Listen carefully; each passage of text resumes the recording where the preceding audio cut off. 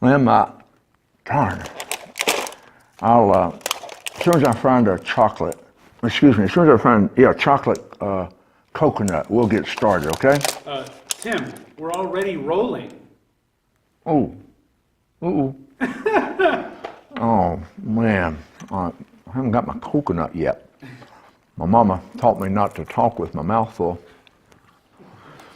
But anyway, it's good to visit with you again, folks.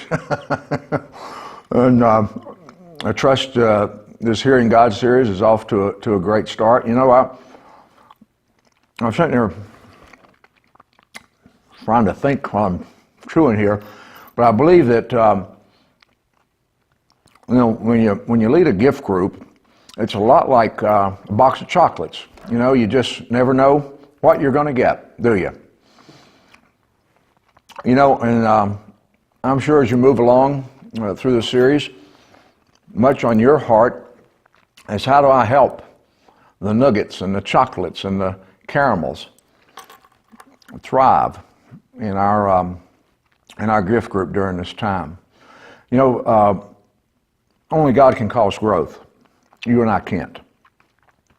But He does invite us, I think, to help create a healthy environment for growth. And my experience as a gardener is when I optimize the health of the soil, things grow. And oftentimes when we do our best to help create a healthy environment in group life, God shows up and people grow.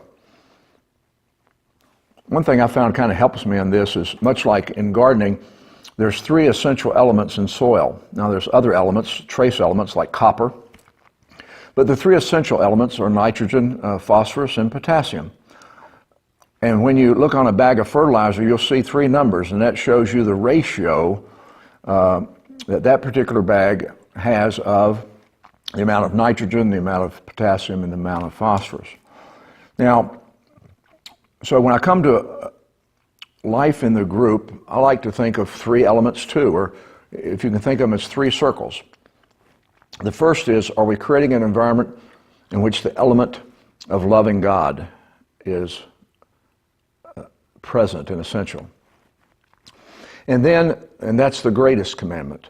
And then the night before Jesus died, He gave us the new commandment, that you love one another as I have loved you, that all men will know you're my followers by the love you have for one another. And then, of course, with the greatest commandment, there's the great commandment, love your neighbor as yourself. So one way we could probably do this is to think with your group, how are we doing? Is God wanting me to focus more on getting to know Him through the Scriptures? And I'm confident as we know Him well, we'll love Him more. Or perhaps it's to love your neighbor. That God's whispering, He's prompting and saying, you know, love that person at work. Love the person that lives in the house next to you. Maybe your neighbor that's far from God is actually in your extended family. And then, how are we learning to love and care for each other? And when we do that, my experience is those 3 elements flowing well create a very healthy environment for growth. And my experience is that God shows up whenever we do that. Well, I trust that as you get to watch Andrew's videos and then the sermons, see Bill Hybels' teaching, and then also the richness of coming together and looking each other in the eye and processing life together. As folks spend time in the Scriptures, listening to God. And of course the Scriptures is the primary way God speaks to us.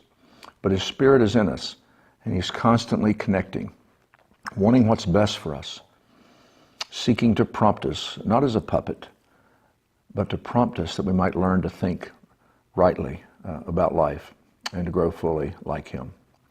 So have a great week, and I guess I'm going to keep looking for coconut, and until then, I think probably would be best just to end with the words of one of my favorite Southern theologians now.